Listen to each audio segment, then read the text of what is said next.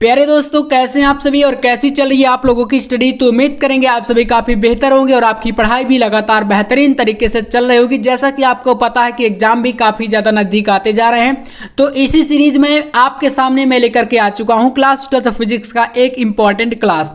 तो आज के इस वीडियो में भाई हम बात करेंगे 65 ऐसे इंपॉर्टेंट क्वेश्चनों की जो कि फिजिक्स के अंतर्गत काफ़ी ज़्यादा बार पूछे जा चुके हैं।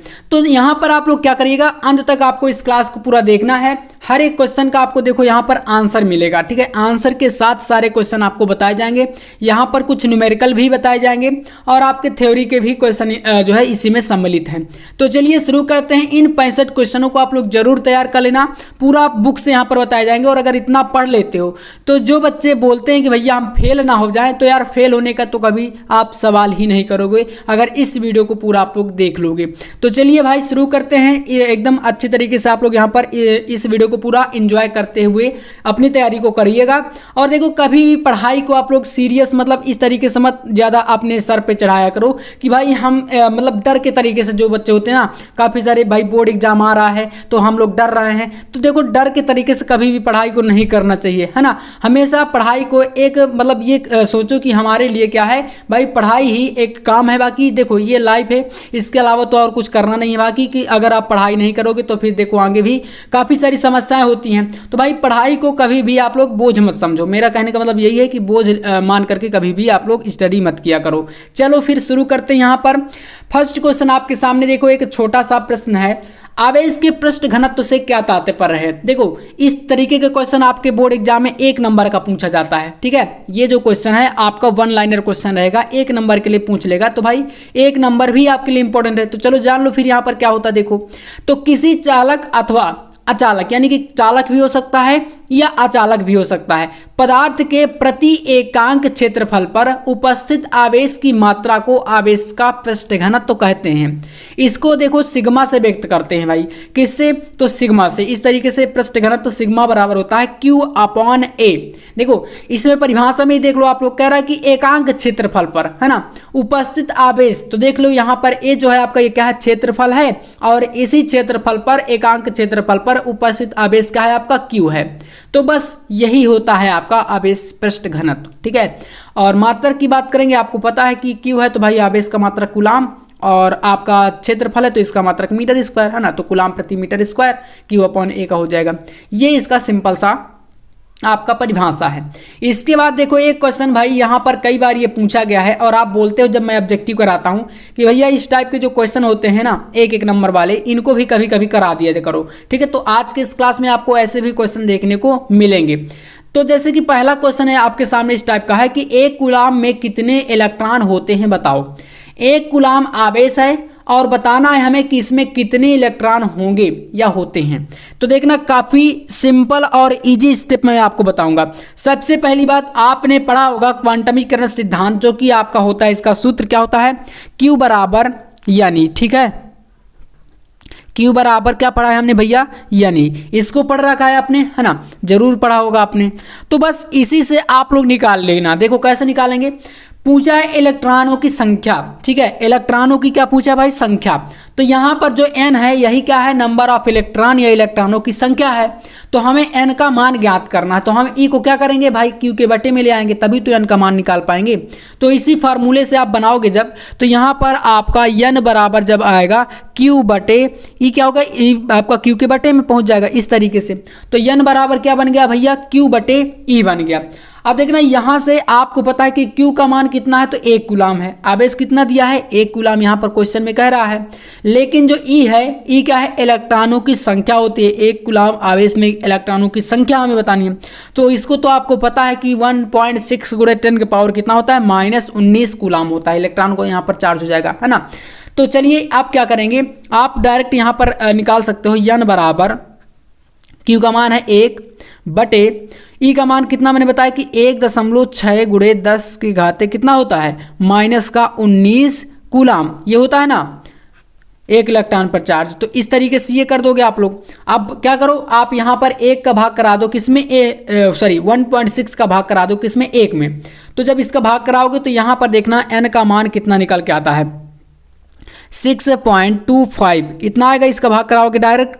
और यहाँ पर देखना ये जो पावर है ना आपका ऊपर जाएगा, तो जो नीचे क्या है भाई माइनस का है, ऊपर जाएगा तो प्लस का हो जाएगा, है ना। तो ये हो जाएगा 10 के पावर कितना बचेगा 18। अब यहाँ पर कैसे हुआ है आप कंफ्यूज मत होना। देखो इसका एक पॉइंट मान लिया हमने कि 10 ऊपर कर दिया, है ना। तो हमने इसको पूरा जब मतलब भाग कराया तो इसका हमने जो है 10 को जैसे पूरा का पूरा आप ले गए, मान लीजिए 19 पूरा ऊपर ले गए, तो एक इसको हम लोग कर दिए तो 10 बन गया। और यहाँ पर 1.6 है तो इसका हम भाग कराएंगे जब 10 में 1.6 का, तो ये आपका आएगा 6.25, ठीक है। और फिर आपका 10 पावर 18 था ये। और नंबर ऑफ इलेक्ट्रॉन है तो भाई ये आपको लास्ट में क्या लिख देना है इसमें इलेक्ट्रॉन, जस्ट इतना ही करना है बस और कुछ नहीं करना। तो यही आपका एक कूलम आवेश में इलेक्ट्रॉनों की क्या है संख्या है, ठीक है, इतना आएगा। तो ये क्वेश्चन देखो ऑब्जेक्टिव में कई बार बना है, इसलिए मैंने आज सोचा कि इसको आपको बता दिया जाए, क्योंकि छोटे छोटे क्वेश्चन भी होते हैं जो कि कभी कभी आपको फंसा देते हैं, है ना। तो अगला प्रश्न देखिएगा, प्रश्न कह रहा है कि इलेक्ट्रॉन वोल्ट की परिभाषा दीजिए। इलेक्ट्रॉन वोल्ट की परिभाषा आपको देना है, ठीक है ना। तो यहां पर देखना इलेक्ट्रॉन वोल्ट की परिभाषा कैसे लिखनी है। तो एक इलेक्ट्रॉन वोल्ट वह ऊर्जा होती है जो किसी इलेक्ट्रॉन से 1 वोल्ट विभवांतर त्वरित होने पर अर्जित की जाती है। अर्जित होना यानी इकट्ठा की जाती है, समझ रहे हैं। यानी कि एक इलेक्ट्रॉन वोल्ट वह ऊर्जा है या ऐसी ऊर्जा होती है जो किसी एक इलेक्ट्रॉन से 1 वोल्ट विभवांतर को त्वरित होने पर अर्जित की जाती है। बस इतना आपको करना है। एक इलेक्ट्रॉन वोल्ट का अगर संख्यात्मक मान पूछे, कभी कभी क्वेश्चन कह जाता है ना कि इलेक्ट्रॉन वोल्ट का भाई संख्यात्मक मान बताओ कितना होता है, तो एक इलेक्ट्रॉन वोल्ट बराबर होता है 1.6 गुणे 10 के पावर -19 जूल। यहां पर इस मात्रक को जरूर याद रखना, ठीक है, जूल में रहेगा। तो इसको आप लोग कर लो। अगर आपको कहीं प्रॉब्लम होती तो वीडियो को रोक करके आप लोग एक बार पुनः से परिभाषा को पढ़ लिया करो, ठीक है ना। चलिए तो ये क्लियर है, बढ़ते हैं अगले प्रश्न पर। अब फिर से एक आपका न्यूमेरिकल टाइप का प्रश्न है। देखो क्वेश्चन कह रहा है 12.5 गुणे 10 के घाते 18 इलेक्ट्रॉनों के आवेश की गणना कीजिए। देखो इतना इलेक्ट्रॉन है, इसमें आपको क्या निकालना है, अब आवेश निकालना है। जैसे इसी फार्मूले से हमने क्या किया था, अभी इलेक्ट्रॉन निकाले थे, अब आपका इलेक्ट्रॉन दिया है तो अब हमें क्या निकालना है, आवेश निकालना है। उसमें आवेश दिया था तो इलेक्ट्रॉन ज्ञात करना था, इसमें भाई इलेक्ट्रॉन दिए हैं तो आवेश ज्ञात करना है। फार्मूला यही लगेगा, ठीक है। तो चलिए डायरेक्ट यहाँ पर Q बराबर यानी है, इसी से हम लोग निकाल लेंगे। तो देखना यहाँ से आपको पता है कि फार्मूला दिया है Q बराबर NE। Q का मान हमें ज्ञात करना है, आवेश गणना कराना करिए। N का वैल्यू कितना दिया गया है, N बराबर आपके पास है 12.5 गुणे 10 घाते 18। E का वैल्यू मैंने बताया है कि E का मान यही हो जाएगा जो आपके सामने दिया है 1.6 गुणे 10 पावर -19, है ना। तो यहाँ से Q बराबर हो जाएगा, N का मान रखो 12.5 गुणे कितना है 10 घाते 18, है ना, ये हो गया। गुणे E का मान 1.6 गुणे 10 के घाते कितना होता है -19 कूलम, इतना होता है। अब इन दोनों को क्या करना है भाई, सॉल्व कर देना है। जब आप इन दोनों को सॉल्व करोगे तो देखो क्या होगा, 12.5 गुणे 1.6 जब आप करोगे, इन दोनों का भाई गुणा ही तो कराओगे आप लोग, है ना। तो जब दोनों का आप लोग गुणा कराओगे तो देखना पहली बात तो आप पावर को सॉल्व कर लो। पावर में क्या होगा, यहाँ पर देखना 12.5 गुणे 1.6 इतना होगा। अब इसमें पावर में देखो यहाँ पर ये प्लस का 18 है, ये माइनस का 19 है, तो कितना बचेगा आप बताओ। यहाँ पर बोलेंगे भैया बच जाएगा 10 के घाते -1, ये बच जाएगा, है ना। ये बड़ी पावर है और ये छोटी है, लेकिन ये पॉजिटिव है ये नेगेटिव, तो इसलिए नेगेटिव का ही बचेगा, है ना। तो इतना बच जाएगा। अब इन दोनों का क्या कराओगे आप लोग, गुणा करा दोगे। तो देखो इनका जो गुणा आएगा आपका वो आ जाएगा 20। इस तरीके से इन दोनों का गुणा 20 गुणे 10 के घाते कितना है -1 है। तो जब आप लोग 20 में 10 के पावर जो -1 है इसका भी गुणा करा दोगे तो Q बराबर केवल और केवल आपका 2 बच जाएगा, ठीक है।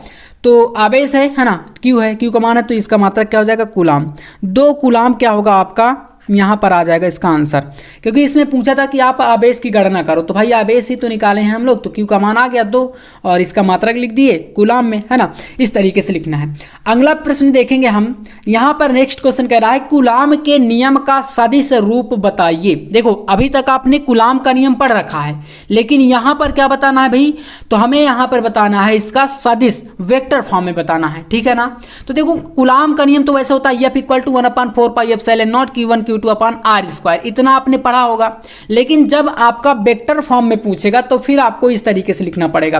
कैसे, थोड़ा सा ध्यान से समझना, बहुत ही ईजी है, मैं आपको आसान सी भाषा में बताऊंगा। देखो इसमें आप Q1 और Q2 को अगर देख पा रहे होंगे तो ये क्या होते हैं, दोनों क्या हैं, आवेश हैं, दो बिंदु आवेश होते हैं, ठीक है। Q1 और Q2 दो बिंदु आवेश होते हैं। तो इसमें Q1 का Q2 के सापेक्ष आपका जो बल होगा वो आपका F12 वेक्टर में रहेगा, है ना। Vector F12 equal to 1/4πε0 Q1 Q2 upon R square, और ये भी क्या रहेगा, 1 का 2 के सापेक्ष यानी 1/2, इस तरीके से। अब इसका यहाँ पर देखो आर का F12 इक्वल इंटू में कर देना यहाँ पर, ठीक है। ये इसका यूनिट वेक्टर है, ठीक है, स्थिति सदिश। अब यहाँ पर देखो जो इसका सदिश रूप होता है, हमने फाइनल एक निकाला था फार्मूला, जिसमें आपका वेक्टर F12 इक्वल टू होता है माइनस वेक्टर 2 1, है ना, F21 इस तरीके से होता है, यानी कि एक दूसरे के ये अपोजिट होते हैं, ठीक है। इतना आपको फार्मूले में लिखना है।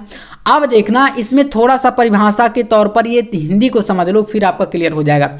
लिखना है अतः बिंदु आवेश Q1 व Q2 के कारण, यानी Q1 और Q2 जो बिंदु आवेश हैं, है ना, दो आवेश के कारण कार्यरत वैद्युत बल, जो इन पर कार्यरत वैद्युत बल होता है दूसरा वाला, किसके लिए, F21 के लिए। बिंदु आवेश Q2 पर Q1 के कारण कार्यरत बल F12 के परिमाण के बराबर तथा दिशा में विपरीत होता है, और दिशा में जब विपरीत होता है इसीलिए यहाँ पर माइनस लगा देते हैं। इतना क्लियर कर लो, बस क्लियर है, कोई दिक्कत नहीं है। मतलब भाई जब आप लोग Q1 से Q2 की ओर जाएंगे और पुनः से जब आप लोग Q1 से Q2 की ओर जाएंगे तो दिशा क्या होगी, एक दूसरे की, भाई दिशा तो उल्टी होगी ना। तो जब दिशा उल्टा हो जाएगी तो भाई वहां पर नेगेटिव चिन्ह आ जाता है, या बोले तो ऋणात्मक या विपरीत दिशा हो जाती है। इस प्रकार से कूलाम के नियम का आप लोग वेक्टर फॉर्म लिख सकते हो, ठीक है। 1 नंबर के लिए आ जाता है, और ये क्वेश्चन 2 नंबर के लिए भी आया है, ठीक है ना। तो इसको जरूर आप लोग कर लेना। चलिए नेक्स्ट प्रश्न देखेंगे।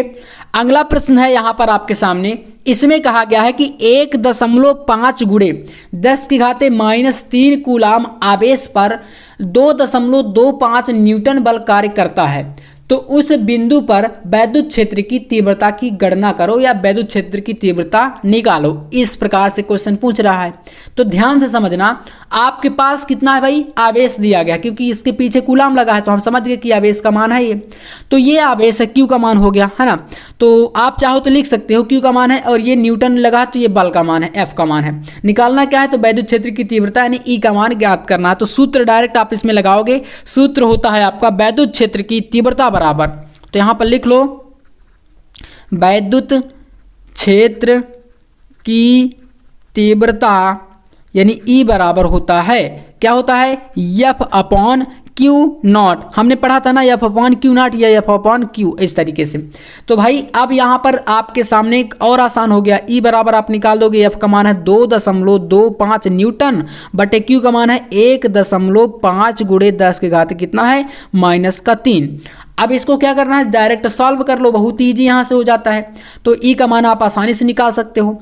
E बराबर आपका आ जाएगा 1.5 का आप क्या करोगे, इसमें भाग करा दोगे 2.25 में, ठीक है। तो अगर आप इसका पॉइंट मुक्त कराओगे तो ये 22.5 बन जाएगा, 2.5 यानी कि इसका पॉइंट हटा दोगे तो एक पॉइंट और खसक जाएगा, तो 22.5 भागे 15 आप डायरेक्ट करा सकते हो, ठीक है। जब डायरेक्ट आप भाग कराओगे तो ये आपका कितने बार जाएगा, यहाँ पर देखना। तो आप इसमें एक बार देखो ऐसे कराओ, ये जो 10 की पावर कितना है आपका 3 है, इसको ऊपर ले जाओ तो यहाँ पर 22.5 कर दो, डायरेक्ट 22.5 बटे इसको 15 कर दो, और ऊपर कर दो इसको 10 की पावर कितना +3, इतना कर दोगे। पुनः से 1 10 और यहाँ पर लाओ तो ये 225 बनेगा, है ना। यहाँ पर साइड में थोड़ा समझना, क्योंकि कैलकुलेशन काफ़ी बार मिस्टेक आप करते हो। तो जब इसका भी पॉइंट मुक्त कराओगे तो ये बन जाएगा 225 225 गुणे कितना बनेगा 10 की पावर ये यहाँ पर हो जाएगा 2, है ना, क्योंकि एक हमने जो 10 था इसमें फिर से गुणा करा दिया तभी तो 225 बना।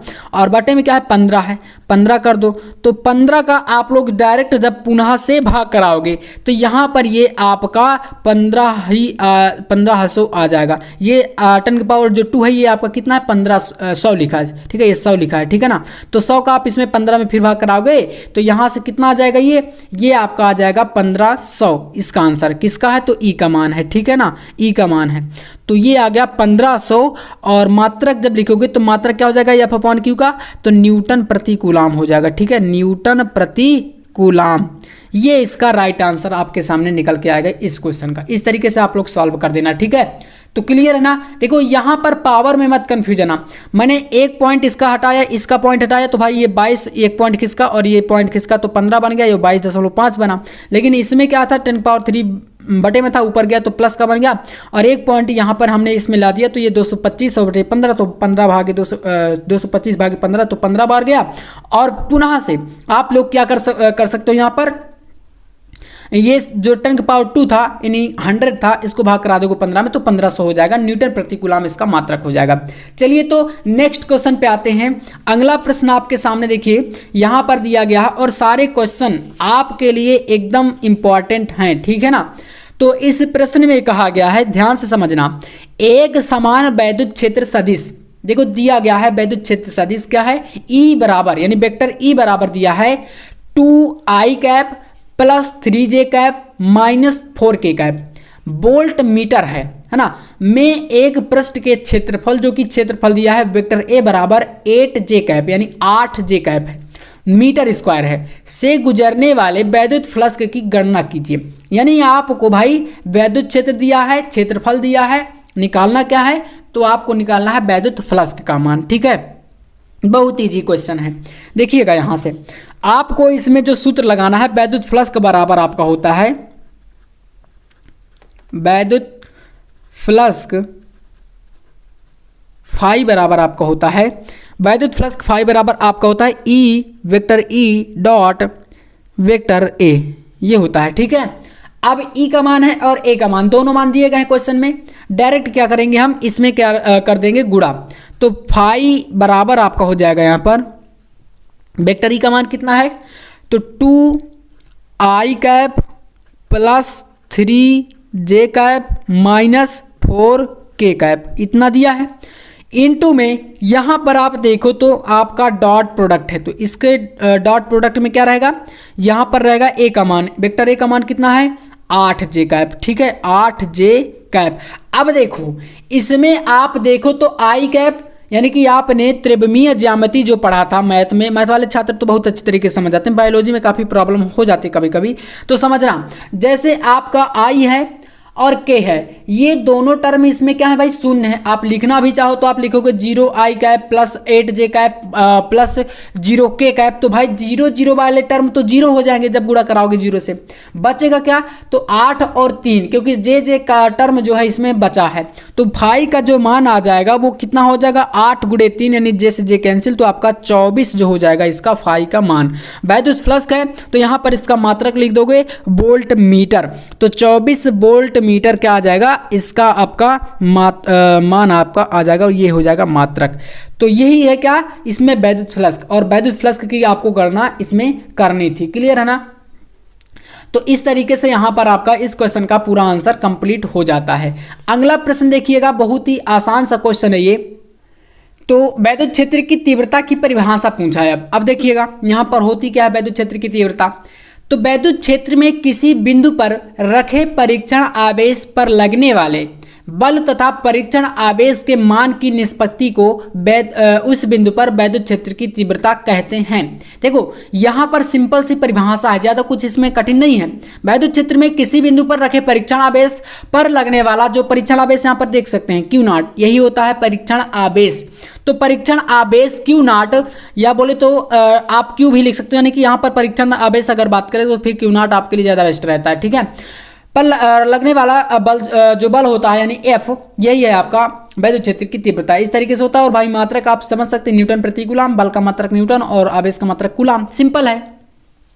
इस तरीके से ये होता है। और आपके लिए एक बहुत ही बड़ी इंफॉर्मेशन है, अगर आप इसी तरीके से जो हैंड रिटन पूरा का पूरा जो मैं आपको पढ़ाता हूँ, आप लोग चाहते हैं कि भैया हमारे पास डायरेक्ट ऐसे नोट्स मिल जाएं, तो भाई आपको ये नोट्स मैं PDF फॉर्मेट में प्रोवाइड करा सकता हूँ। ठीक है, बुक तो नहीं मिल पाएंगे डायरेक्ट आपको कि मैं आपके घर तक दे जाऊँ, लेकिन आपको ये नोट्स भाई PDF फॉर्मेट में मिल सकते हैं। तो अगर आप चाहते हैं तो हमारे इस नंबर पर कॉन्टैक्ट कर सकते हैं 95114705, नहीं यानी कि कह सकते हैं 9511470534। आपके लिए बहुत अच्छी यहाँ पर मैं एक ऑफर भी दे रहा हूँ, क्योंकि भाई टाइम कम है और कम टाइम पर आप बेहतरीन तैयारी करना चाहते हैं तो भाई आप ले सकते हो फिजिक्स का, केमिस्ट्री का, बायोलॉजी का, हिंदी का, इंग्लिश का, यानी 5 सब्जेक्ट आपको हैंड रिटेन नोट्स और प्लस में आपको प्रीवियस ईयर के साथ साथ सेट हर एक सब्जेक्ट के मात्र 99 रुपए में, सिर्फ और सिर्फ 99 रुपए में ये PDF नोट्स आपको मिल जाएगा। ठीक है, तो ऑल सब्जेक्ट के लिए एक बहुत ही बड़ा क्या है ऑफर आपके लिए चल रहा है। जितने भी बच्चे अभी तक नोट्स नहीं बनाए हैं बिल्कुल इसको ले सकते हैं इस नंबर पर कांटेक्ट करके। ठीक है, बेहतरीन नोट्स आपको मिलेंगे इसी तरीके से पूरा हैंड रिटन। आप टेंशन मत करो कि भाई आपको हैंड राइटिंग समझ नहीं आती या नहीं आएगी, कुछ ऐसा फ्रॉड वगैरह, तो ऐसा कुछ नहीं होगा। अगर आप इच्छुक है तो ही ले सकते हैं, बाकी फोर्स नहीं है। देखो मैं इसीलिए इतना कम जो है प्राइस रखा हूँ, 99 रुपये में। आप समझ लेना कहीं नहीं मिलेगा। पूरे यूट्यूब पर मैं चैलेंज करता हूँ आपको 99 रुपये में अगर कोई पूरा 5 विषय का नोट्स प्रोवाइड करा दे। ठीक है ना, और साथ में इसमें क्वांटिटी भी है उतनी, मतलब हर एक चीजें आपको फुल मिलेंगी। ठीक है, तो आप चाहें तो ले सकते हैं।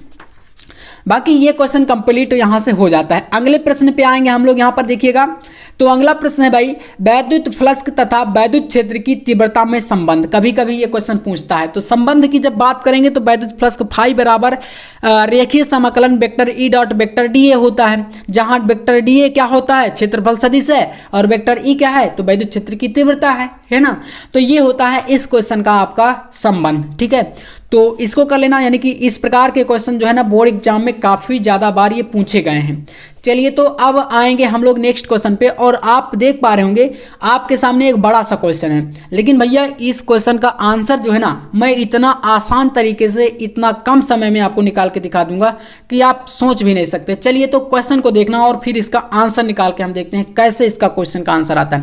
प्रश्न भाई कह रहा है कि यहां पर आपको बताना है दो बड़ी पतली, कह रहा ना दो बड़ी पतली धातु की प्लेट एक दूसरे के बहुत निकट और समांतर हैं। ध्यान से क्वेश्चन को समझते जाना, बस निकट भी हैं और क्या है समांतर भी हैं। तो प्लेटों पर विपरीत प्रकार के आवेश के पृष्ठ घनत्वों के परिमाण क्या हैं, 17.7 गुणे 10 की घाते कितना -22 कूलाम प्रति मीटर स्क्वायर है। पृष्ठ घनत्वों के परिमाण हैं ये। ठीक है, प्लेटों के बीच वैद्युत क्षेत्र की तीव्रता क्या होगी, यानी कि हमें निकालना क्या है, वैद्युत क्षेत्र की तीव्रता। चलिए, बहुत ही सिंपल है। इसमें आपके पास पृष्ठ घनत्व दिया गया है प्लेटों का, जो कि सिग्मा होता है ना, सिग्मा। तो सिग्मा बराबर कितना दिया है, 17 ध्यान से समझना, 17.7 गुणे 10 की घात कितना -22, और इसका मतलब क्या है कूलाम प्रति मीटर स्क्वायर, है ना, कूलाम प्रति मीटर स्क्वायर ये दिया गया है। अब देखो प्लेटों के बीच का आपको निकालना है क्या है, प्लेटों के बीच वैद्युत क्षेत्र की तीव्रता। तो प्लेटों के बीच वैद्युत क्षेत्र की तीव्रता आपका इसमें डायरेक्ट हम लगाएंगे सूत्र। तो देखना यहां पर आप लिख सकते हो प्लेटों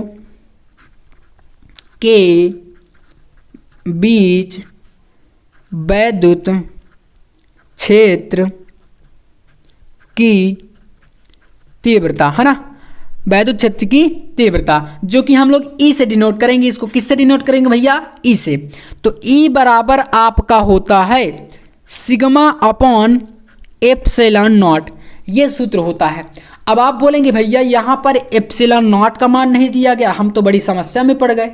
तो मेरे प्यारे दोस्तों परेशान मत हो, आपका जो इस टाइप का epsilon not, mu naught upon 4 पाई, ये जो मान होते हैं ये पेपर में आपको पीछे साइड सबसे पीछे पेज में जो आपको पेपर मिलेगा एग्जाम में, उसमें सबसे पीछे तरफ दिए रहेगा, या तो क्वेश्चन के लास्ट में इस प्रकार की वैल्यू दी रहती है। ठीक है, तो आप परेशान मत होना, इसके लिए आपको वैल्यू दी रहेंगे वहां पर। ठीक है, तो चलिए हम रखते हैं इसका आंसर और निकालते हैं। यहाँ पर ई बराबर सिग्मा का वैल्यू 17.7 गुणे 10 की घाते -22 बटा एप्सिलॉन नॉट का जो मान होता है वो आप याद कर सकते हो, या तो मैंने बता दिया कि दिया रहेगा 8.85 गुणे 10 के घाते होता है -12, इतना होता है ये मान एप्सिलॉन नॉट का। ठीक है, अब क्लियर है।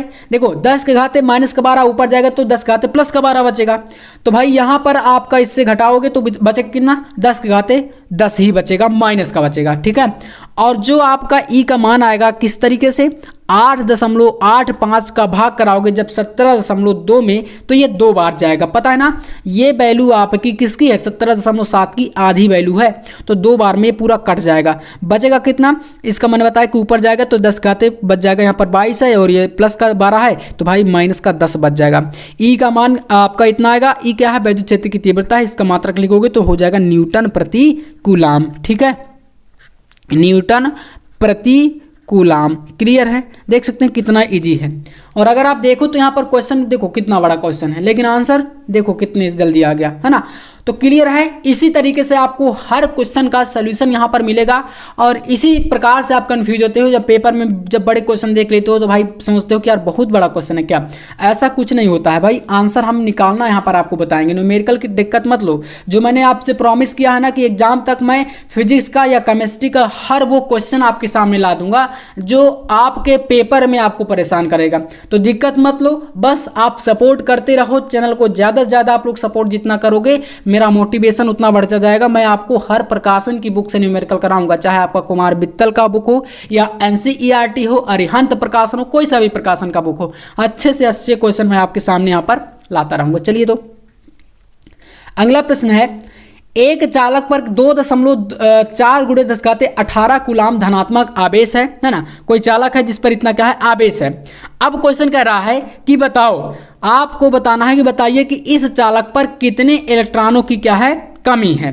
इलेक्ट्रॉनों की कमी हमें इसमें ज्ञात करनी है। ठीक है, तो बहुत ही आसान सा क्वेश्चन है, इसको हम अभी आपके सामने चलिए सॉल्व करा देते हैं और आप ध्यान से क्वेश्चन को समझिएगा पहले। ठीक है, इसमें पहली बात तो देखो दिया क्या गया है, आपको इसमें दिया गया भैया Q का वैल्यू, यानी कि आप देखो तो यहाँ पर Q का मान दिया है ना, ये कूलाम लगा है तो हमने देखो मात्रक से भी काफ़ी वैल्यू को पहचानना है, मैंने बता दिया है। तो Q का मान आपके पास दिया है 2.4 गुणे 10 का पावर कितना, -18, है ना, कूलाम, ये दिया है। धनात्मक आवेश है तो बताओ कितना चालक पर इलेक्ट्रॉनों की कमी है, तो आपका Q का मान है तो वही क्वांटमीकरण सिद्धांत आप लगा दो यहाँ पर भी। तो Q बराबर आप लगाओगे NE, E का मान है ही, N का मान हमें क्या करना है, इसमें ज्ञात करना है। तो यहाँ से हम अगर N बराबर निकालना चाहें तो N बराबर Q बटे E आपका सूत्र बन जाएगा, जो कि हमें क्या है इसमें लगा देना है। तो चलिए फिर लगा देते हैं। N बराबर Q का मान है 2.4 गुणे 10 के घाते -18 बटे E का मान 1.6 गुणे 10 के घाते कितना, -19। तो यहाँ से N बराबर दोनों का पॉइंट हटा दो, 24 बटे 16 हो जाएगा, गुणे 10 के घाते ये ऊपर जाएगा तो 18 और 19 प्लस करेगा तो 10 ही बचेगा। तो यहाँ पर आपका 240 बटे 16 बनेगा। 240 बटे 16 यानी कि 16 का आपको 240 में क्या करा देना है भाई, भाग, है ना। तो आप जब भाग कराओगे तो एक बार में ये जाएगा, है ना, देखना यहाँ से 1 और आपका 8, 16 पंचे 80 यानी कि 15 आ जाएगा। ठीक है, 15 आएगा तो N का मान कितना आ गया, 15। तो 15 इलेक्ट्रॉनों की कमी है, जो क्वेश्चन पूछा था ना कितने इलेक्ट्रॉनों की कमी होगी बताना है, तो 15 इलेक्ट्रॉन, है ना, इतना याद रखना आप लोग, इस तरीके से लिख देना है। क्लियर है, यही आपका क्या हो जाएगा यहाँ पर आंसर है। तो इस तरीके से आप लोग इस क्वेश्चन को सॉल्व कर सकते हो, जो कि आपके सामने पूरा देख सकते हैं सॉल्यूशन है ना। तो ऐसे ही आपको न्यूमेरिकल, अब न्यूमेरिकल से मतलब आप टेंशन ही मत लो, न्यूमेरिकल की दिक्कत आप खत्म होने वाली है बिल्कुल। आप कोई भी बच्चा न्यूमेरिकल से नहीं डरेगा, जो भी यहाँ से पढ़ेगा, यानी कि जितने भी छात्र हमारे इस चैनल से पढ़ रहे हैं ना, उनको पूरा मैं बिलीव कराता हूँ या पूरा कॉन्फिडेंट के साथ कहता हूँ कि आप बिल्कुल न्यूमेरिकल की आप टेंशन मत लो, एकदम आप लोग निश्चिंत होकर पढ़ाई करो। संधारित्र की धारिता की परिभाषा दीजिए, क्वेश्चन अगला कह रहा है। तो देखना, संधारित्र की धारिता की परिभाषा, किसी संधारित्र की धारिता उसकी एक प्लेट को दिए गए आवेश, है ना, देखो संधारित्र में जैसे 2 प्लेटें हैं मान लो, तो उसमें से आपको बताना है कि किसी एक जो है प्लेट, हाँ, को दिया गया जितना आवेश होता है तथा दोनों प्लेटों के बीच जो उत्पन्न विभवांतर होता है, यानी कि एक प्लेट को जितना आप लोग दे रहे हैं आवेश यानी Q, और उन दोनों प्लेटों के भाई दो प्लेट होगी तो उनके बीच कोई ना कोई विभवांतर उत्पन्न होगा और वो विभवांतर हम लोग मान लेते हैं कि Q है। तो भाई वही आपका क्या होता है, विभवांतर के बराबर होता है। तो संधारित्र की धारिता C बराबर होती है Q/V। ये सूत्र भी आपको याद रखना है। सूत्र से अभी काफ़ी सारे न्यूमेरिकल भी आएंगे जिनको आपको सॉल्व करना पड़ेगा, ठीक है ना। तो इस तरीके से आप इसको कर सकते हो। अगला प्रश्न, ये देखो थ्योरी का क्वेश्चन था। नेक्स्ट क्वेश्चन है आपके सामने, इसमें कह रहा है प्रश्न, 1 सेंटीमीटर त्रिज्या के गोले को 1 कूलाम आवेश देने से गोले के पृष्ठ पर उत्पन्न विभव की गणना कीजिए। यानी कि आपको कोई 1 सेंटीमीटर त्रिज्या वाला कोई गोला है, समझ रहे हो। गोले का मतलब भाई यहाँ पर क्या है, कोई सर्किल है जिसका भाई त्रिज्या रेडियस कितना है, 1 सेंटीमीटर है। तो हम क्या करेंगे, इसको पहले लिखेंगे। तो देखना यहाँ पर आवेश का मान दिया है और आपका रेडियस दिया है। तो यहाँ पर आपका Q का मान दिया है 1 कूलाम। जितना चीजें दी रहेंगी ना उतना हमें लिखना है। और रेडियस कितना है, 1 सेंटीमीटर। तो मैंने बताया कि भाई इसको मीटर में लिखना है, सेंटीमीटर को मीटर में लिखोगे तो यहाँ पर ये आ जाएगा 10 के पावर कितना आएगा, -2 मीटर। इस तरीके से मीटर में चेंज हो जाएगा, है ना। अब यहाँ पर विभव निकालना है तो विभव V बराबर फॉर्मूला इसमें लगा देंगे। तो सूत्र लगाएंगे जब हम लोग, तो V बराबर आपका होता है, यानी विभव बराबर होता है, ये गोले के पृष्ठ पर विभव निकाल रहे हैं, ये याद रखना। अब मत बोलना कि भाई यहाँ पर क्या निकालना है, कौन सा विभव, जो क्वेश्चन कर रहा है गोले के पृष्ठ पर उत्पन्न विभव। तो गोले के पृष्ठ पर उत्पन्न विभव V बराबर हो जाएगा 1/4 pi epsilon not into Q/R। ये सूत्र लगता है, ठीक है। अब देखो सूत्र तो हमने लगा दिया। बोलेंगे भैया यहाँ पर 1/4 पाई एप्सिलॉन नॉट का मान कहाँ से आएगा, तो फिर से वही चीज़ आती है भाई, ये भी वैल्यू पेपर में पीछे साइड रहेगी, ठीक है। तो V बराबर आपका हो जाएगा, इसका मान क्या होता है, तो 9×10⁹ होता है, ठीक है। ये कांस्टेंट वैल्यू होती हैं, ये आपको याद रखनी पड़ेगी, या तो पेपर में दिया रहेगा, मैंने बता ही दिया। गुणे यहाँ पर Q का मान कितना है 1 और बटे R का मान कितना है 10 की पावर -2, है ना, 10 की पावर -2। इस तरीके से हो जाएगा। अब क्या करोगे, इसको आप ऊपर ले जाओगे, 10 के घाते जो -2 है वो ऊपर जाएगा। तो जब ऊपर जाएगा तो यहाँ पर साइड में आप रख लो इसको, V बराबर 9×10⁹ गुणे ये ऊपर जाएगा तो 10 घाते कितना बन जाएगा 2, ये भी आपका हो गया। तो V बराबर 9×10 कितना बन गया, 9 2 11, भाई 11 हो गया। विभव है, इसका मात्रक वोल्ट, तो 10⁻11 वोल्ट इसका आंसर हो जाएगा। इस तरीके से आप लोग इस क्वेश्चन को अब बताओ, कहीं आपको कन्फ्यूजन तो नहीं हुई, कोई दिक्कत नहीं हुई ना, आराम से आप लोग सॉल्व कर सकते हो इस टाइप के क्वेश्चन को। अगला प्रश्न देखेंगे हम लोग यहाँ पर। अगला प्रश्न है, 2 बिंदुओं के बीच विभवांतर कितना भाई, 50 वोल्ट है, ठीक है। अब कह रहा है एक बिंदु से दूसरे बिंदु तक 2×10⁻⁻5 कूलाम आवेश को ले जाने पर कितना कार्य करना पड़ेगा। देखो कार्य की गणना कर दी है, मतलब बहुत ही आसान सा क्वेश्चन है ये, अगर आप अच्छे से समझो तो बहुत ही इजी क्वेश्चन है। 2 बिंदु आवेश हैं, है ना, यहाँ पर सॉरी विभवांतर हैं।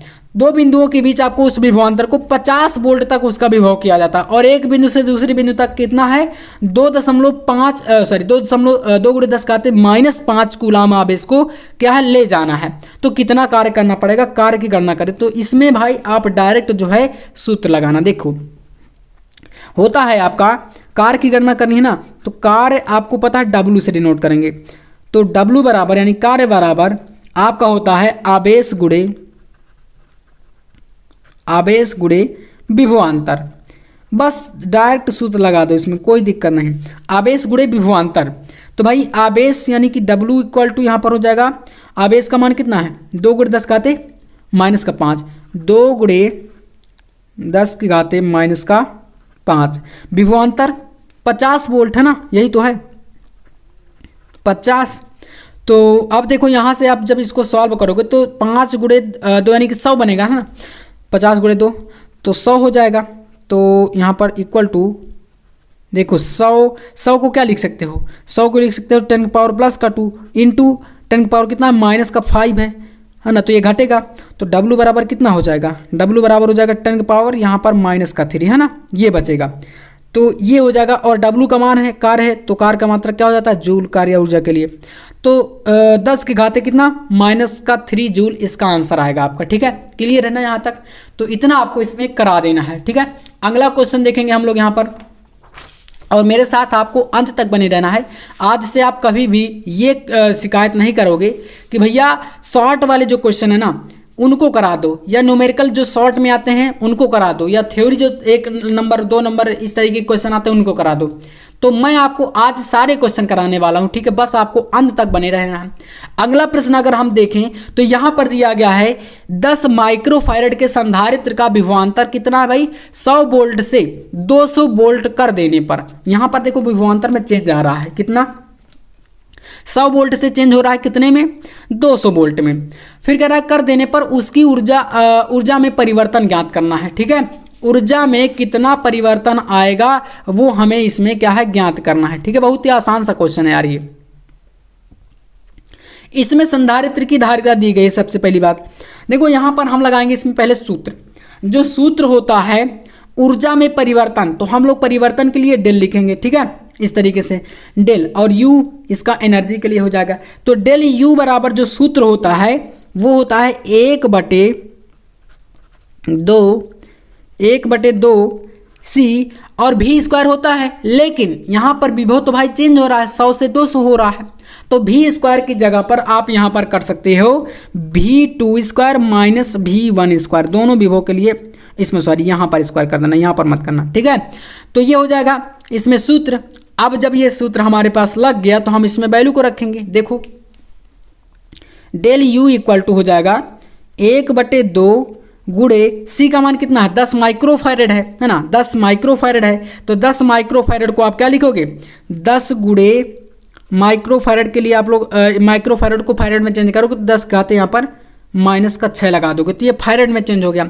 अब यहाँ पर आओ V2 यानी कि बड़ी वैल्यू क्या है? 200 है, तो 200 का स्क्वायर करोगे माइनस V1 का स्क्वायर मतलब कि 100 का स्क्वायर, फिर करोगे 100 का स्क्वायर, इस तरीके से कर लोगे। अब इसके बाद आप सॉल्व कर दो। यहाँ पर डेल यू इक्वल टू 2 से काटो आप 10 को तो 5 आएगा, 5 गुणे 10 का आते कितना? -6 गुणे यहाँ पर 200 का स्क्वायर और फिर क्या है 100 का स्क्वायर। तो 200 का स्क्वायर आप करोगे तो यहाँ पर कितना आएगा? बोलेंगे भैया यहाँ पर हमारा 200 गुणे 200 डायरेक्ट आप गुणा भी करा सकते हो, या आप लोग 100 गुणे 100 भी करा सकते हो, है ना, दोनों का। तो इनको आप लोग यहाँ पर स्क्वायर पहले लिख दो। तो यहाँ से देखना इसमें आपका 2 जीरो इसका, तो 4 और 4 जीरो है ना, ये माइनस इसमें 1 और फिर 4 जीरो, इस तरीके से। तो ये आ जाएगा डेल यू इक्वल टू आपका जो अगला वैल्यू आएगा 5 गुणे 10 की घात कितना है? -6 गुणे यहाँ पर इससे घटाएंगे तो 30 और 1 2 3 4 जीरो है ना, 4 जीरो, ऐसे ये आ जाएगा। अब अगला स्टेप अगर आप चाहते हैं तो डेल यू इक्वल टू आप क्या लिख सकते हो? 5 और यहाँ पर इसके 4 जीरो ये हो गए, तो 5 और गुणे 3 पहले डायरेक्ट आप 15 लिख दो। ठीक है, यहाँ पर समझना गुणे ये 1 2 3 4 जीरो है, तो इसको आप लिखोगे 10 के पावर प्लस का 4, और ये कितना 10 के पावर माइनस का 6, तो इससे घट जाएगा, तो 10 के पावर प्लस का माइनस का कितना बचेगा? 2। इतना आ जाएगा ना। बस इतने तक आपको आंसर लिखना, या तो आप चाहें तो इसी को 15 गुणे 10 घाते -2 को 0.15 भी लिख सकते हो। और ये क्या था? डेल यू यानी ऊर्जा है, तो इसका मात्रक आपका जूल हो जाएगा। ऊर्जा ज्ञात करनी थी, क्लियर है ना? तो यहां से ये क्वेश्चन आपका पूरा कंप्लीट सॉल्व हो जाता है। अगला प्रश्न, नेक्स्ट प्रश्न कह रहा है विभव प्रवणता को परिभाषित कीजिए। देखो विभव प्रवणता क्या होती है?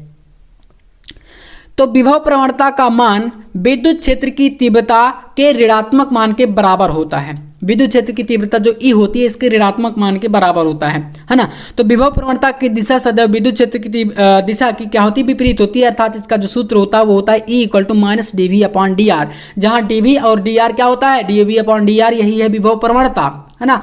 तो इस तरीके से होता है, और यहाँ पर नेगेटिव चिन्ह ये दर्शाता है कि एक दूसरे की दिशा क्या होती है? विपरीत होती है। इस तरीके से ये विभव प्रवणता की परिभाषा और इसका सूत्र होता है। अगला प्रश्न है समविभव पृष्ठ से क्या तात्पर्य है? समविभव पृष्ठ समझिएगा, तो किसी वैद्युत क्षेत्र में खींचा गया वह पृष्ठ, यानी किसी भी वैद्युत क्षेत्र में खींचा गया ऐसा पृष्ठ या वह पृष्ठ जिस पर स्थित सभी बिंदुओं पर वैद्युत विभव क्या हो? बराबर होता है। उसको बोलते हैं समविभव पृष्ठ। ठीक है, तो ये हो जाता है समविभव पृष्ठ की परिभाषा। अगला प्रश्न देखिएगा, नेक्स्ट क्वेश्चन है यहाँ पर, धातुओं में मुक्त इलेक्ट्रॉनों के अपवाह या अनुगमन वेग, है ना, अनुगमन वेग या अपवाह वेग इसको बोलते हैं। ठीक है, अपवाह वेग एवं श्रांति काल में संबंध लिखिए। देखो श्रांति काल यहाँ पर काफी इंपॉर्टेंट पॉइंट है, कई बार ये प्रश्न बना है आपका बोर्ड एग्जाम में। तो धातुओं के मुक्त इलेक्ट्रॉनों के आधार पर अनुगमन वेग के आधार पर ओम के नियम की व्युत्पत्ति भी पूछ लेता है, या इस तरीके से क्वेश्चन बनेगा, तो आपको दोनों को एक ही में रखना है। श्रांति काल में संबंध लिखिए, प्रयुक्त संकेतों का अर्थ लिखिए। जैसे कि यह सूत्र होता है अपवाह वेग यानी Vd बराबर ड्रिफ्ट वेलोसिटी बोलते हैं इसको। Drift velocity Vd equal to होता है EV अपॉन ml टाउ। जहां आपको पूछ रहा है कि प्रयुक्त जो संकेत हुए हैं इसमें, ये जो संकेत है इनको आप बताओ कि ये क्या है आखिरकार, है ना। तो देखो जो टाउ है यहाँ पर वो श्रांति काल है, यम जो है आपका यहाँ पर ये क्या है, इलेक्ट्रॉनों का द्रव्यमान है, और यल जो इसमें आया है वो क्या है, धात्विक तार की लंबाई है, और जो भी आया है वो क्या है, तार के सिरों के बीच का विभवांतर है, और ई जो है वो इलेक्ट्रॉन पर जो चार्ज होता है वो होता है। ठीक है, इस तरीके से ये सूत्र के सारे संकेत हैं जो भी हमने इसमें प्रयोग में लाए हैं। ठीक है, क्लियर है ना। तो इतना आपको इस फार्मूले में याद रखना है।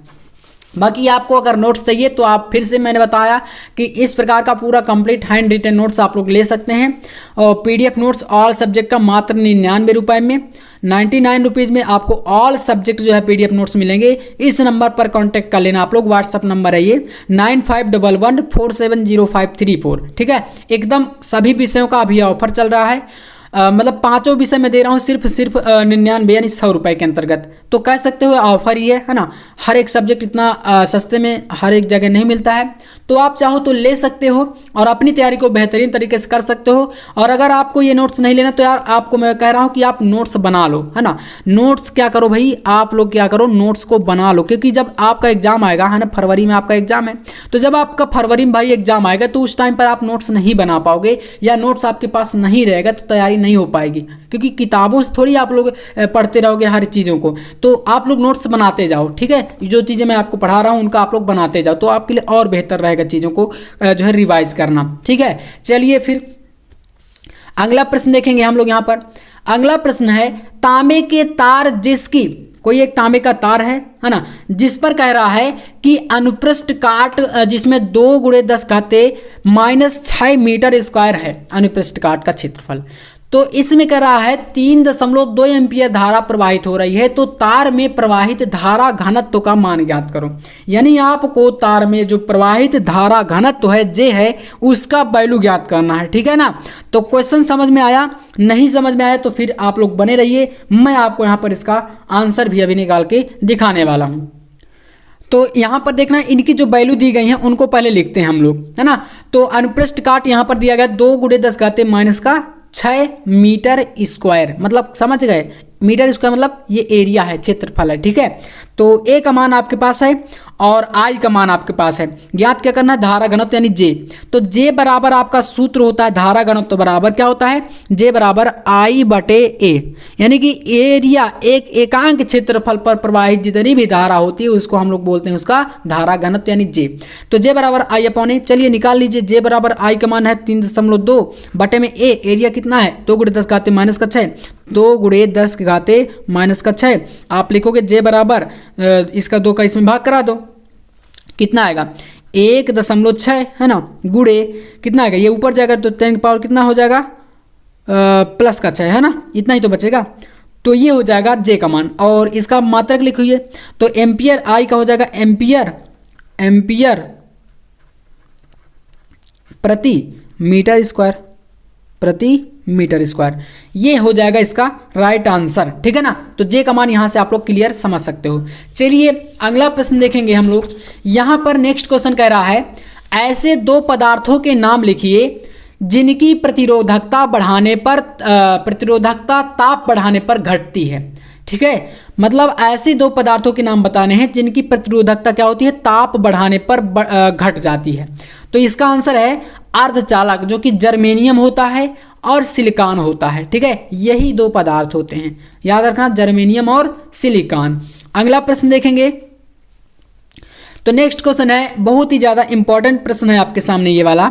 है ना। इसमें पूछा है भाई कि सेल का आंतरिक प्रतिरोध किन बातों पर निर्भर करता है। एक सेल है आपके पास, उसका जो आंतरिक प्रतिरोध होता है जिसको स्मॉल आर से व्यक्त करते हैं, ठीक है, वो किन किन बातों पर निर्भर करता है या डिपेंड करता है। तो देखिएगा इसका आपका आंसर, पहला तो यहाँ पर डिपेंड करेगा सेल के इलेक्ट्रॉनों के बीच की दूरी पर, है ना, इलेक्ट्रॉनों के बीच की दूरी पर, बीच के डबल हो गया है ना, के बीच की, इतना काट दो, बीच की दूरी पर। नेक्स्ट है वैद्युत अपघट्ट की प्रकृति तथा सांद्रता पर। अगला है वैद्युत अपघट्ट के घोल में इलेक्ट्रॉनों के डूबे हुए भागों के क्षेत्रफलों पर। इन तीन चीजों पर डिपेंड करता है क्या, तो सेल का आंतरिक प्रतिरोध यानी स्मॉल आर का मान, ठीक है। चलिए अगला प्रश्न आपके सामने है, इसमें कह रहा है 1 किलोवाट के विद्युत बल्ब में 1 मिनट में कितनी ऊर्जा व्यय होती है, बताओ। बहुत ही आसान सा ये क्वेश्चन है। 1 किलोवाट का विद्युत बल्ब है जिसमें बताना है कि 1 मिनट में कितनी ऊर्जा, विद्युत ऊर्जा व्यय होगी। इस तरीका का क्वेश्चन देखो आपको क्यों मैं करा रहा हूं, क्योंकि ऑब्जेक्टिव में भी बनता है और आपके घरों में जो विद्युत मीटर लगे होते हैं उनमें इसी तरीके से यूनिट जो होती है आप निकाल सकते हो, या मतलब यूनिट जो होती है ना इसी तरीके से निकाली जाती है, आप ये भी समझ सकते हो। तो देखो व्यय ऊर्जा या यूनिट बराबर आपका होता है, यहाँ पर लिखो सूत्र, व्यय ऊर्जा या यूनिट लिख दो, है ना, यूनिट बराबर आपका सूत्र होता है यहाँ पर। अब आपको क्या क्या लिखना है, देखो यहाँ पर समझना,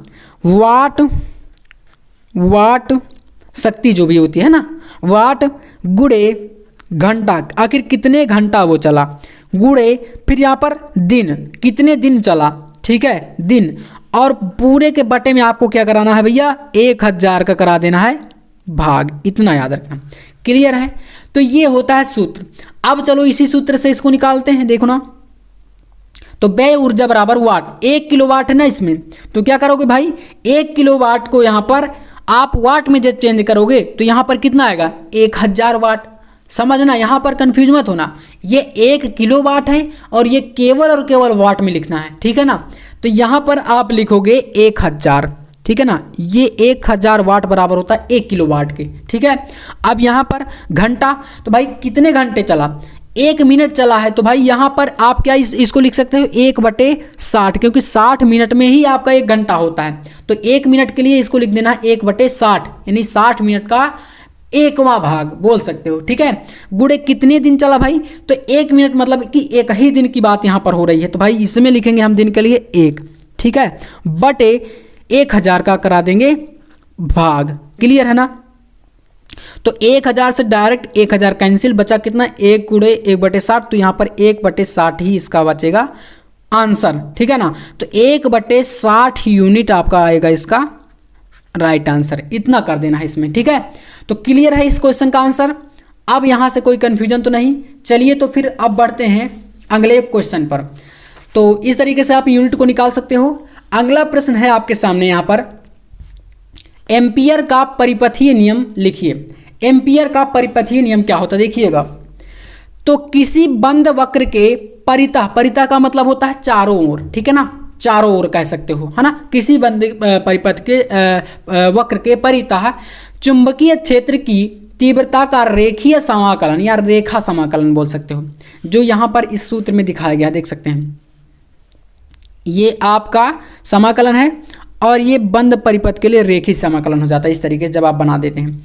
तो रेखीय समाकलन उस बंद वक्र द्वारा घिरे क्षेत्रफल में से गुजरने वाली कुल वैद्युत धारा का μ0 गुना होता है। कितना होता है भाई, कुल धारा का, यानी जितनी भी धारा उसमें आई प्रवाहित हो रही है उसका μ0 गुना होता है, जहां μ0 क्या है, निर्वात की निरपेक्ष चुंबकशीलता होती है। क्लियर है ना, तो ये सूत्र है देख सकते हैं, रेखीय समाकलन बंद परिपथ के लिए वेक्टर B.dl, वेक्टर dl है ना, ये आपके क्षेत्रफल सदिश हैं, है ना, इक्वल टू μ0 इंटू आई, क्योंकि कह रहा ना μ0 गुना होता है किसका भाई, तो धारा का, कुल धारा का, तो कुल धारा आई है और इसका μ0 गुना यानी कि इसमें गुणा हो गया, ठीक है। यही होता है आपका एम्पियर का परिपथीय नियम।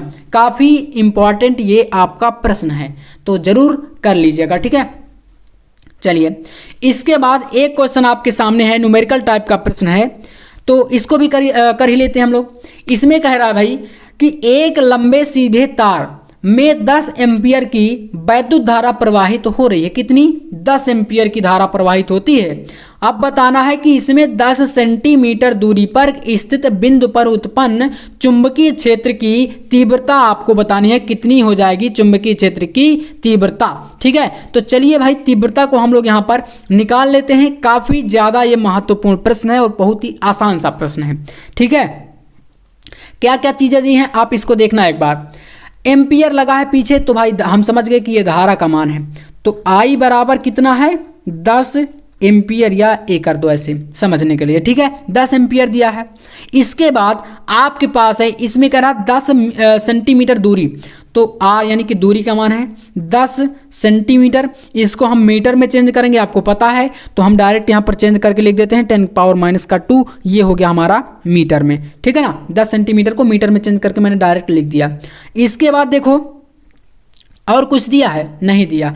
अब डायरेक्ट कह रहा है कि बिंदु पर उत्पन्न चुंबकीय क्षेत्र की तीव्रता, चुंबकीय क्षेत्र की तीव्रता ज्ञात करनी है भाई। तो चुंबकीय क्षेत्र की तीव्रता B बराबर आपका होता है μ0 अपॉन, यहाँ पर 2 पाई कर दो, 2 पाई, यहाँ पर और होता है फार्मूला I/R। इस तरीके से सूत्र होता है। ठीक है ना, क्या होता है? ये सूत्र होता है। लेकिन बोलेंगे भैया यहाँ पर μ0 अपॉन 2 पाई का तो कोई मान है नहीं, तो इसके लिए आपका एक वैल्यू होता है। क्या होता है? μ0 अपॉन 4 पाई इक्वल टू होता है 10⁻⁻⁷।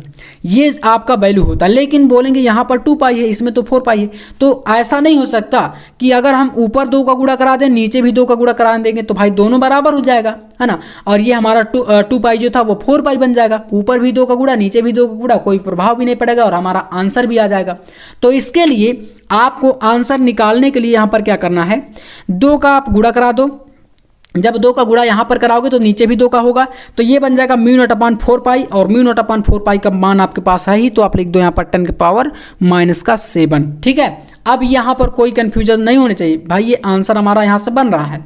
ठीक है, आई का मान है यहाँ पर 10 बटे में आप लिख दो आर का मान है 10 गुणे 10 की घात कितना? -2। ठीक है, इतना आपके पास आ चुका है। क्लियर है? चलिए, तो अब क्या करेंगे, इसको सॉल्व कर लेंगे। देखो कंफ्यूजन तो नहीं ना यहाँ पर आपके पास μ0 अपॉन 2 पाई था। इसके लिए देखो μ0 अपॉन 2 पाई है, अगर हम यहाँ पर 2 का गुणा करा दें और ऊपर भी 2 का गुणा, तो ये कितना बनेगा? μ0 अपॉन कितना बन जाएगा? 4 पाई बन जाएगा, और इंटू में 2 है, तो μ0 अपॉन 4 पाई का मान कितना? 10⁻⁷ है, और इंटू में 2 है, वही आपका इंटू में 2, वही चीज़ है। मतलब दोनों गुणा है, तो भाई यहाँ पर फर्क नहीं पड़ेगा वैल्यू में, है ना। इतना आपको समझाने के लिए मैंने बताया है। ठीक है, चलिए, तो अब क्या करेंगे, 10 से 10 कैंसिल, इस पावर से इस पावर को काटेंगे तो यहाँ पर माइनस कर दो, ऊपर जाएगा प्लस कर दो, तो बचेगा यहाँ पर b बराबर कितना बचेगा? 2 गुणे 10 घाते -5 बचेगा, है ना। इतना आपका क्या होगा? आंसर आ जाएगा। और ये क्या? चुंबकीय क्षेत्र की तीव्रता, इसका मात्रा क्या होगा? टेस्ला हो जाएगा, टेस्ला, है ना। तो क्लियर है मेरे प्यारे प्यारे छात्रों, क्लियर है ना। चलिए, तो इसको कर लेना। अगले प्रश्न पे आते हैं। तो नेक्स्ट क्वेश्चन देखो, कह रहा है एक धारा मापी को वोल्ट मीटर में भैया कैसे बदलते हैं, बताओ आप लोग। एक धारा मापी को वोल्ट मीटर में कैसे चेंज करेंगे? तो देखिएगा, श्रेणी क्रम में उच्च प्रतिरोध जोड़ने पर धारा मापी को वोल्ट मीटर में परिवर्तित कर सकते हैं, या किया जाता है, या परिवर्तित हो जाता है। कैसे? तो श्रेणी क्रम में उच्च प्रतिरोध जोड़ने पर, ठीक है ना, कैसे? श्रेणी क्रम में धारा मापी वोल्ट मीटर में परिवर्तित हो जाता है। बस इसका आंसर आपको इतना बताना है। अगला प्रश्न है, किसी धारावाही अल्पांश dl से r दूरी पर चुंबकीय क्षेत्र के लिए बायो-सेवर्ट नियम को सदिश रूप में लिखिए। वेक्टर फॉर्म में लिखना है, वेक्टर फॉर्म में। देखो आप बोलोगे भैया बायो-सेवर्ट का नियम क्या ही बता रहे हो आप, हमें तो ये पता है। तो देखो आपको पता है, लेकिन वेक्टर फॉर्म में कैसे लिखा जाता है ये आपको नहीं पता है। वेक्टर फॉर्म में जब लिखने की बात आती है तो लिखोगे आप वेक्टर dv, है ना, अल्पांश के लिए μ0 अपॉन 4 पाई इंटू आई, जो ये आपका अल्पांश होता है dl, और जो ये दूरी होती है अल्पांश की, है ना, बिंदु P से, वो दोनों क्या होंगे? वेक्टर फॉर्म में लिखे जाएंगे। और बटे में जो आपका होता है ये r³ हो जाता है। ठीक है, इस तरीके से वेक्टर फॉर्म में लिखा जाता है। तो इसको जरूर आप लोग अपनी नज़रों में चढ़ा लो या तो रट लो, बहुत ही इंपॉर्टेंट है ये। ठीक है, चलिए फिर अगला प्रश्न देखो, यहां पर है दो समांतर धारावाही ऋज रेखीय तारों के बीच लगने वाले बल का सूत्र लिखिए। तो ये होता है F बराबर म्यू नॉट अपॉन 2 पाई I1 into I2 upon R into L। I1 I2 क्या होते हैं? आपकी जो धारावाही चालक है, तार हैं, उन पर प्रवाहित ये धाराएं होती हैं, है ना, I1 I2। और बाकी तो जानते हो ये दूरी हो गई, म्यू नॉट अपॉन 2 पाई एक कांस्टेंट वैल्यू होती है, जो कि मैंने बता दिया कि इसका मान रखना है अगर आपको, तो आप 2 का गुणा ऊपर 2 का नीचे करा दो, डायरेक्ट रख दो। म्यू नॉट अपॉन 4 पाई का जो मान होता है वो आपको पता है कि होता है म्यू नॉट अपॉन 4 पाई होता है 10 के पावर माइनस का 7 के बराबर। इस तरीके से आप न्यूमेरिकल में इस वैल्यू को रख सकते हो, ठीक है। इसके बाद अगला प्रश्न देखो, यहां पर दिया गया है लंबी धारावाही परिनालिका के भीतर अक्ष पर स्थित बिंदु पर चुंबकीय बल क्षेत्र का सूत्र। तो ये आपका अक्ष के लिए है, तो ये होता है B बराबर म्यू नॉट अपॉन कितना NI अपॉन L, ये सूत्र है। लेकिन अगर आप इसी को लिखना चाहें तो म्यू नॉट NI डायरेक्ट लिख सकते हो, न्यूटन प्रति एम्पियर मीटर। जहां आप देखो तो कैपिटल N और कैपिटल L, ये स्मॉल l ये गायब है, लेकिन यहाँ पर जो इसकी जगह पर स्मॉल n आया है, ये क्या होता है, स्मॉल n बराबर कैपिटल N बटे L, ये होता है परिनालिका की प्रति मीटर लंबाई पर फेरों की संख्या होती है। तो इसकी जगह पर स्मॉल n डायरेक्ट लिख सकते हो इतना, तो ये आपका इसका सूत्र बन जाता है। क्लियर है ना? तो इस तरीके से आप इसको कर सकते हो। और आज के इस वीडियो में आपको मैंने जितने भी क्वेश्चन कराए हैं, सारे क्वेश्चन को आप लोग कर लेना, मोस्ट इंपॉर्टेंट है। और नोट्स के लिए मैंने आपको बता भी दिया कि नोट्स भी अगर आप चाहते हैं तो आपको ये नोट्स भी मिल जाएंगे, जिसमें आपको सारे ये इस प्रकार के क्वेश्चन आपको वहीं पर मिल जाएंगे। तो अब यहाँ से मैं आपको 60 ऐसे 80 टॉपिक बता देता हूँ, चलिए, जो कि आपके लिए भाई एकदम पूरी बुक से मैंने लाया है। तो आप ये नोट्स तो ले ही सकते हो, बाकी के अब जो मैं आपको ये 80 टॉपिक कराने वाला हूँ, 80 संपूर्ण बुक के, ठीक है, इन सभी का सलूशन बोलोगे भैया कहाँ मिलेगा?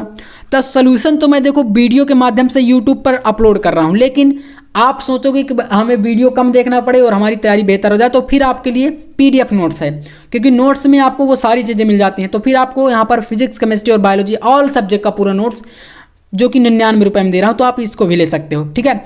तो चलिए फिर अब यहाँ से जितने टॉपिक मैं आपको करा रहा हूँ, इन टॉपिक को ध्यान से समझना, और ये सारे टॉपिक आपको यहाँ पर संपूर्ण बुक से बताए जाएंगे, ठीक है। चैप्टर वाइज रहेंगे, जितने रहेंगे आप अगर इतना ही पढ़ लोगे तो बायोलॉजी में आप फिजिक्स में आप लोग यहाँ पर आराम से जो है 60 नंबर तो आराम से स्कोर कर दोगे, यानी कि 60 प्लस आराम से ले आओगे। बाकी न्यूमेरिकल भी अगर आप तैयार करते तो 65 प्लस, ये हमारा टारगेट है, और इसको मैं आपको अचीव करा दूंगा। लेकिन इसके लिए भाई मेहनत करनी पड़ेगी और मेरे साथ आपको अंत तक जुड़े रहना पड़ेगा। चलिए फिर, तो आज का ये वीडियो फिजिक्स का एकदम महामैराथन होने वाला। देखो पहला क्वेश्चन है विद्युत आवेश तथा आवेशों के प्रकार, मोस्ट इंपॉर्टेंट ये क्वेश्चन है। अगला प्रश्न है कूलाम का नियम। फिर आपका आता है विद्युत बल रेखाएं क्या होती हैं। तो यहां पर ये संपूर्ण बुक से क्वेश्चन लिए गए हैं, ठीक है ना, संपूर्ण किताब से, आपके पूरी किताब के क्वेश्चन है लास्ट तक में, ठीक है। विद्युत द्विध्रुव आघूर्ण क्या होता है। नेक्स्ट क्वेश्चन है विद्युत द्विध्रुव की अक्षीय रेखा पर स्थित बिंदु पर विद्युत क्षेत्र की तीव्रता का व्यंजक, है ना, ये डेरिवेशन टाइप का है। तो जो डेरिवेशन होते हैं वो तो आपको पता है कि 3 नंबर से कम में नहीं आता, कभी भी डेरिवेशन जो होता है वो 3 नंबर से कम में बिल्कुल भी नहीं पूछा जाता, ठीक है, 3 से ज़्यादा में ही आते हैं। अगला प्रश्न है विद्युत द्विध्रुव की नरक्षीय रेखा पर स्थित बिंदु पर विद्युत क्षेत्र की तीव्रता। नेक्स्ट है गॉस की प्रमेय, है ना। अगला प्रश्न है अनंत विस्तार की रेखीय आवेश के कारण विद्युत क्षेत्र की तीव्रता के लिए व्यंजक, आगे आप जोड़ सकते हो, ये भी आपका क्या है, डेरिवेशन है या व्यंजक है। नेक्स्ट क्वेश्चन अनंत विस्तार की समरूप आवेशित कुचालक चादर के कारण विद्युत क्षेत्र की तीव्रता। नेक्स्ट है विद्युत विभव तथा विभवांतर क्या होता है। अगला प्रश्न देखिएगा, यहाँ से अब शॉर्ट में हम लोग जानेंगे इलेक्ट्रॉन वोल्ट की परिभाषा दीजिए। नेक्स्ट आपका आता है विद्युत द्विध्रुव की अक्षीय स्थिति में किसी बिंदु पर विभव का व्यंजक बताओ। किसके लिए, तो अच्छी स्थिति के लिए, ठीक है ना। नेक्स्ट आपका है 13 नंबर क्वेश्चन विद्युत द्विध्रुव की निरक्षीय स्थिति में किसी बिंदु पर विभव प्रवणता, जो कि मैंने कराया भी। चालक की धारिता, संधारित्र क्या होता है, संधारित्रों का संयोजन, समांतर प्लेट संधारित्र की धारिता के लिए व्यंजक, विद्युत धारा, और अगला है ओम का नियम। फिर आपका आता है विद्युत विशिष्ट प्रतिरोध अथवा प्रतिरोधकता, अगला है विद्युत प्रतिरोध, ठीक है। नेक्स्ट क्वेश्चन देखिएगा विशिष्ट चालकता क्या होती है? प्रतिरोधों का संयोजन जो कि आपको श्रेणी क्रम और समांतर क्रम में देखने को मिलेगा। किरचॉफ के नियम, ये तो मैंने आपको सारे टॉपिक करा दिए हैं। बायो-सेवर्ट का नियम मोस्ट इंपॉर्टेंट टॉपिक है आपके लिए। एम्पियर का परिपथीय नियम, ये भी महत्वपूर्ण है आपके लिए। मतलब यहाँ पर 80 क्वेश्चन कराए गए हैं जो कि पूरी बुक से हैं, है ना। तो अगर इतना ही कर लोगे तो फिजिक्स में आपको कभी दिक्कत नहीं आने वाली। एम्पियर का परिपथीय नियम, चुंबकीय क्षेत्र हो गया, चुंबकीय फ्लक्स की परिभाषा, फैराडे के विद्युत चुंबकीय प्रेरण के नियम, स्वप्रेरण गुणांक, अन्योन्य प्रेरण गुणांक। 33 नंबर है विभिन्न प्रकार के प्रत्यावर्ती धारा परिपथ, जिसमें LCR परिपथ, AC परिपथ, LR परिपथ, LC परिपथ, इस तरीके के 7 परिपथ हैं टोटल, लेकिन इसमें से 3 आपके सबसे ज्यादा इंपॉर्टेंट जो कि आपके सामने है, ठीक है। इनको कर सकते हो। वाटहीन धारा क्या होती है? ट्रांसफार्मर क्या है? ट्रांसफार्मर के प्रकार, जिसमें अपचाई ट्रांसफार्मर, उच्चाई ट्रांसफार्मर, सिद्धांत हो गया, इसकी कार्यविधि, इस पर मैंने वीडियो बना दिया है ऑलरेडी, तो आप सर्च करके या चैनल पर विजिट करके देख सकते हो।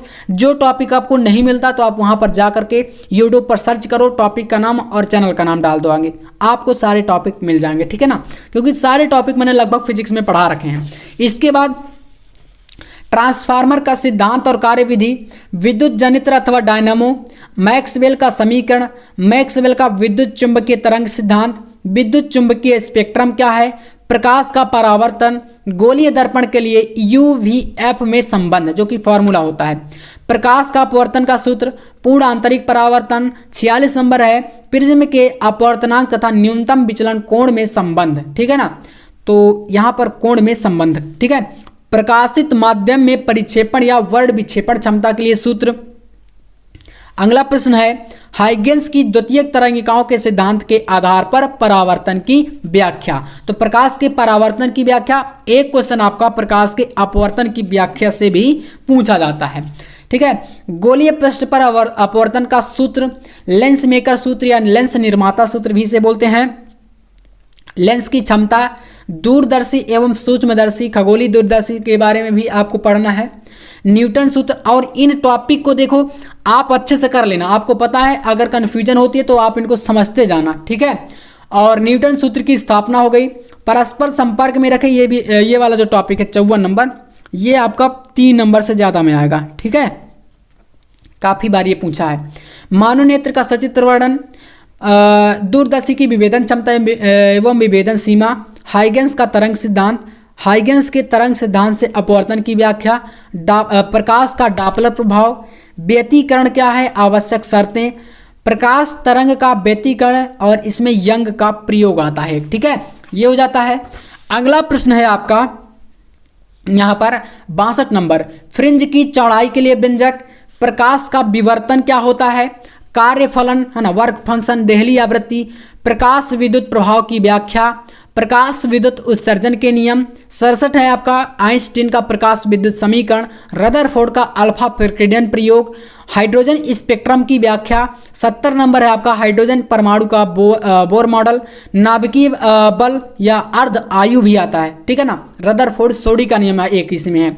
अगला है हाइड्रोजन स्पेक्ट्रम की व्याख्या, श्रेणियां जिसमें लाइमन श्रेणी, बामर श्रेणी, पासन श्रेणी, ब्रैकेट श्रेणी, फुंड श्रेणी, टोटल आपको 5 श्रेणियां पढ़ाई जाएंगी, जो कि ये क्वेश्चन होगा ये आपका 5 नंबर के लिए बनेगा, ठीक है, टोटल 5 मार्क्स के लिए, ठीक है ना, तो इसको जरूर आप लोग करके जाना, और ये मैंने करा दिया है।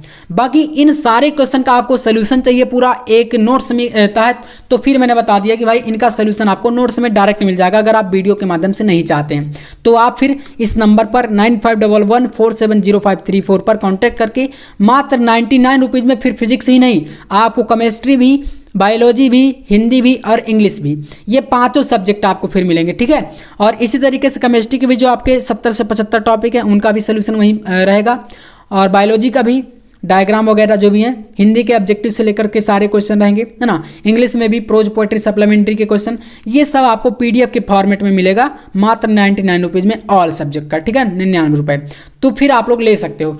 अगला टॉपिक देखिए, अर्धायु क्षय नियतांक के संबंध, नाभिकीय विखंडन, नाभिकीय संलयन, और नेक्स्ट आपका यहाँ से आता है 75 के बाद 76 नंबर, नाभिक की बंधन ऊर्जा, अर्धचालक। 78 है ऊर्जा बैंड के आधार पर ठोसों के प्रकार। फिर है पीएन संधि डायोड का अग्राभिनत, पीएन संधि डायोड का पश्चाविनत, है ना, पूर्ण तरंग दृष्टिकारी और अर्ध तरंग दृष्टिकारी के रूप में उपयोग भी इनका काफी ज्यादा पॉपुलर क्वेश्चन है। तो इस तरीके से आज के इस वीडियो में संपूर्ण फिजिक्स के मैंने मोस्ट इंपॉर्टेंट क्वेश्चन आपको कराए हैं। वीडियो आपको कैसा लगा कमेंट में बताना, और ऐसे ही आपको लगातार वीडियो चाहिए तो अब आपको 2-2 नंबर, 3-3 नंबर, 4-4 नंबर, यानी कि जितने आपके क्वेश्चन डिवाइड है ना, तो अलग अलग प्रकार के क्वेश्चनों का अलग अलग वीडियो आपको इसी चैनल पर मिलेगा। तो आप जो अगर चैनल पर पहली बार आए हैं तो सब्सक्राइब कर लीजिएगा। बाकी मिलते हैं नेक्स्ट वीडियो में नेक्स्ट टॉपिक के साथ, तब तक के लिए जय हिंद, वंदे मातरम।